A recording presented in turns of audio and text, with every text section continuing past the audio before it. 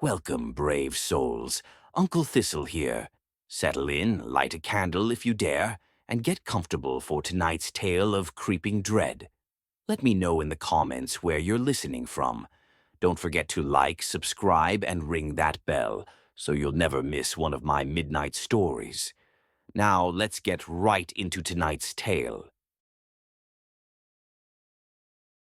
I tried to set the mood with 3 candles on the coffee table, mostly to cover for the failing overhead bulb. When the doorbell rang, I yelled for them to come in, regretting it immediately when my voice echoed weirdly in the hall. Nia was first, rolling her eyes at the candles and asking if I was trying too hard. I brushed it off with some dumb line about ambience. Marco followed, loud as ever, talking big about wiping us all out at Monopoly.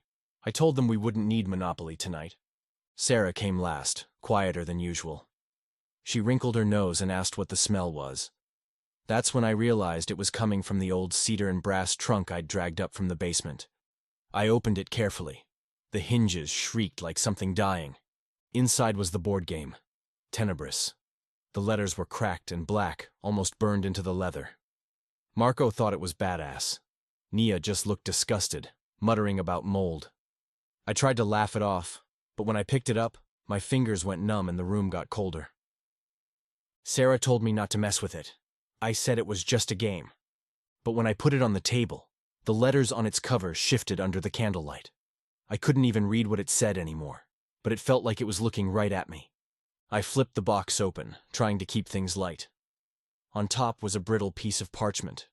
Marco snatched it up before I could react, reading it with this mock-serious voice about players finishing what they begin.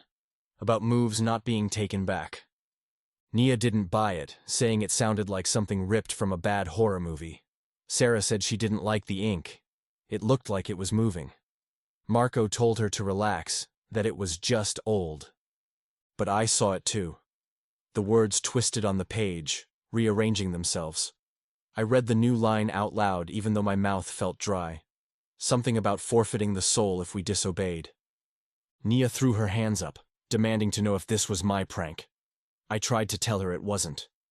My fingers were cold. Marco clapped his hands, saying he was in. Sarah just hugged her knees tighter and whispered that she didn't want to play. I told her it was only a game.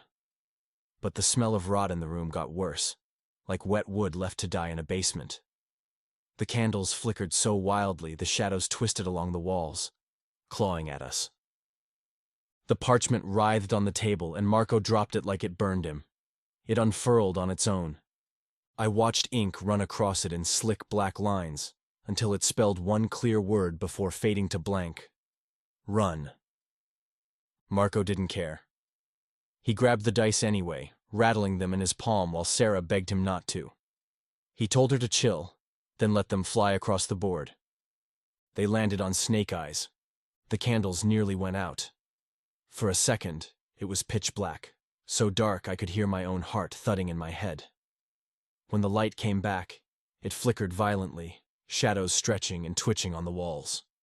Sarah was shaking, asking what just happened. I tried to keep it together, mumbling something about old wiring.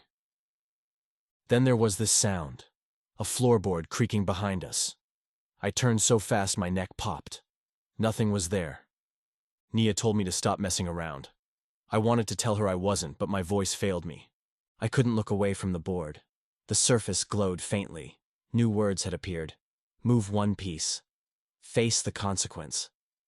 Marco just shrugged and pushed his weird horn token forward a single space. Something hissed, like a kettle boiling over. We all heard it. Sarah hugged herself tighter.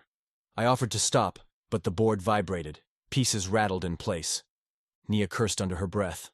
Marco tried to laugh it off but sounded wrong. And then I heard it. Low. Scratchy. Rising from under the floorboards, calling my name. I pretended I hadn't heard anything, but my skin crawled. Sarah asked me what was wrong. I lied. I said it was nothing. Marco accused me of scaring myself. I tried to grin, but it felt like my face didn't fit right. I noticed the board then. The symbols on it weren't the same. They'd shifted, curling into spirals of lines and runes I didn't recognize. It felt like they were squirming under the surface. Sarah said she saw them moving. I saw it too. The symbols twisted until they looked like screaming faces melting into black sludge.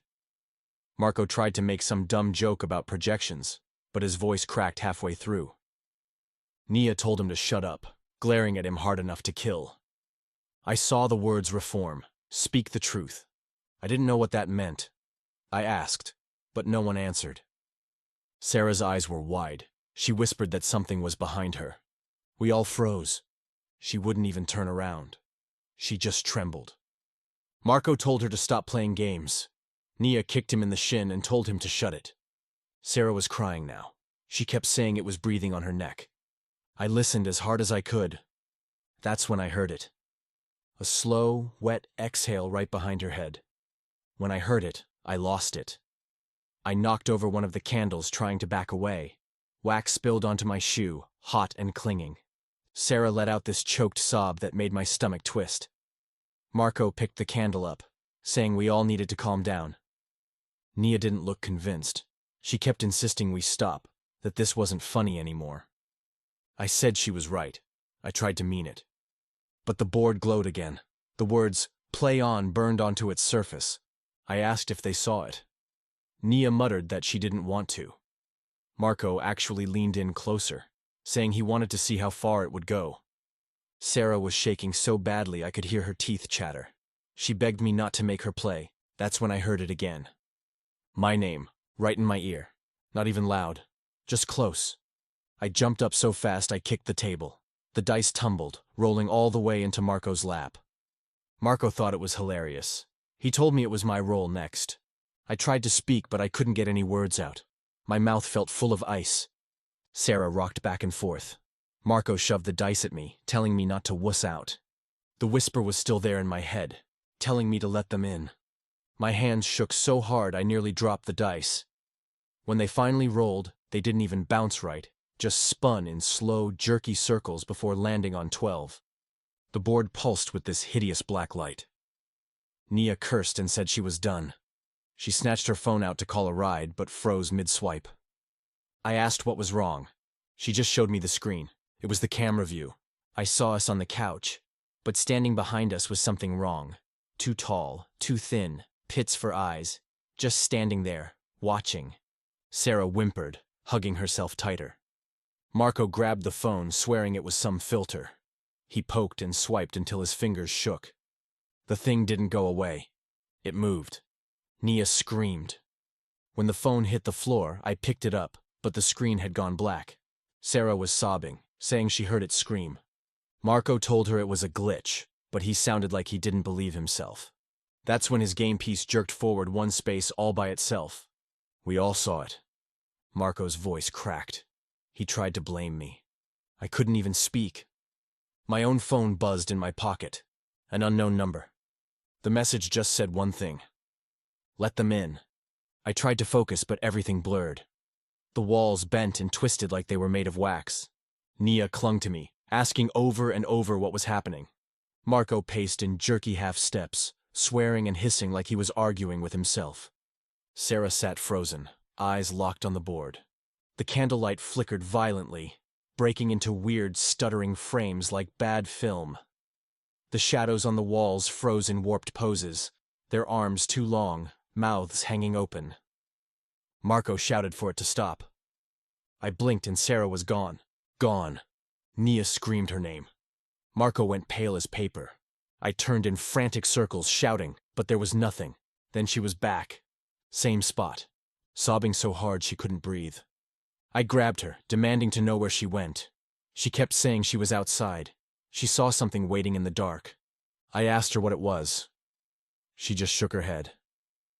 Marco lost it and kicked the board, but it didn't even budge. The dice rolled themselves again, rattling over the table before clicking to a stop. Nia moaned that she wanted to go home. The air turned freezing cold. I watched my own breath rise in ghostly plumes.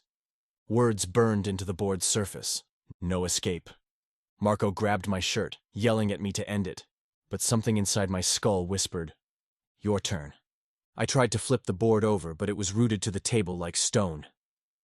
Marco joined me, both of us pounding on it until our knuckles bled. Nia just curled up, crying into her arms. Sarah didn't move. She didn't blink. She just watched us with dead eyes.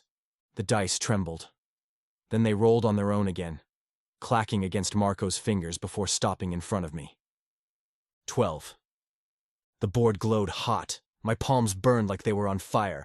I screamed so loud my voice cracked. Marco shouted at me to end it, to just say I quit. I did. But the board pulsed and hissed out one word that seared into my head. Denied. Nia shrieked at that. Sarah whispered that it wouldn't let us go. Marco tried to tear the cards up, but they sealed back together instantly, the ink spreading like blood in water. The room shook. Plaster cracked and rained down. Sarah's voice was so flat it didn't even sound like her. She said it was inside now. Marco screamed in fury. All the candles went out at once, pitch black. I felt cold fingers brushing my face. A voice so close it could have been in my mouth said it again. Your move. The dark felt alive. I heard screaming. Maybe it was me. Something slithered past, brushing my leg.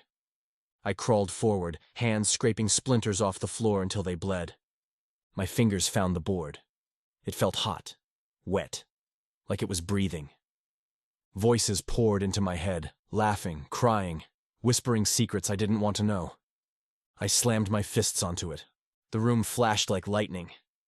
I saw Marco convulsing, eyes rolled back. Nia was clawing her own cheeks until blood ran down her face. Sarah just smiled. That awful, too wide smile. She told me it was okay now. Marco screamed something that didn't make sense, yelling for someone named Delphine. The shadows paused when he said it. Then they swarmed him. I heard bones crack. Sarah's smile broke. She started sobbing and begging me to make it stop. Nia just moaned that she didn't want to remember. The shapes in the shadows turned toward me. They waited. Sarah's voice shook as she told me it was my move. The sun finally rose. Light cut through the wrecked room, burning away the last of the shapes. Silence followed. Marco lay twisted on the floor. I couldn't even tell if he was breathing. Nia sat slumped against the wall, rocking back and forth, whispering nonsense to herself. Sarah stared at nothing, her mouth open like she'd forgotten how to close it. I looked at the board. It was shut, latched. I tried to pry it open with numb fingers, but it wouldn't budge. The stink of rot filled my nose one last time before fading. Nia asked in a broken voice if it was over. I didn't answer. Outside, I could hear them, laughing in the wind. Sarah's voice cracked. She said it wasn't done with us. Marco didn't move at all. The box rattled once, then fell silent. I sat back, shaking so hard my teeth clacked.